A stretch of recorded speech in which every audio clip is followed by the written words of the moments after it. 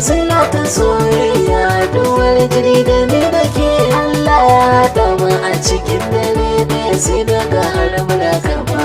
Ka zama ni na zama kai suna ta soyayya haɗuwar jini da ni da kai Allah ya haɗa mu a cikin dare ɗaya sai daga har muna kama.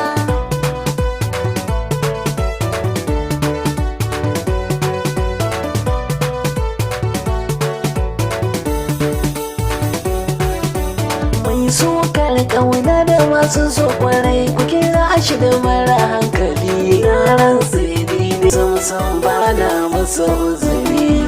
Lallai kowa ya rada su ku ce a rike shi a bangare jiki a bashi hukunci daidai da shi na bulala ko da guda 100. Mai so na yin rashin ganin ki din rana wahala nake shiga ido na ya ta gizo layin jiki na shi kuma ya timbari. Ni kuma yanayi ni na kwana ban ji murya ta gaba kaji na gari ban ci ban sha a takaice ni a ranar sai na shiga garari. Wanda ya ce ya raba ni da ke akwai yaƙi randan da ni da shi ko ya kai rimi zan yi kokari yin kwarai ko da tukuri. Ya kuwa jama'a ku amshi shela ta ku jiga ta zan faɗa kar da ku raɓan mun saurayi mutan ƙauye matan cikin gari.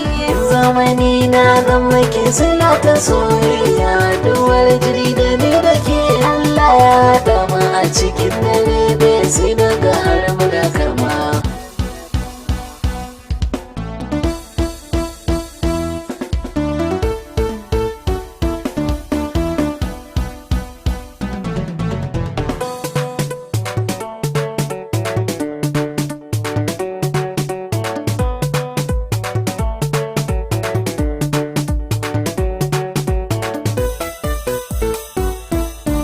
Ka zama ni na zama kai suna ta soyayya haɗuwar jini da ni da kai Allah ya haɗa mu a cikin dare ɗaya sai na ga har muna kama. Zani koyo in yi tattali na kauna ilai ne ta kula ta tamkar umma da ɗan ta jinjiniya umma da ɗan ta jinjiniya. Zan shiga halwa kar a kwankwasa kar a yi min nokin ku bar ni nazarin kauna zani ku taya ni murna ni na samu nagari.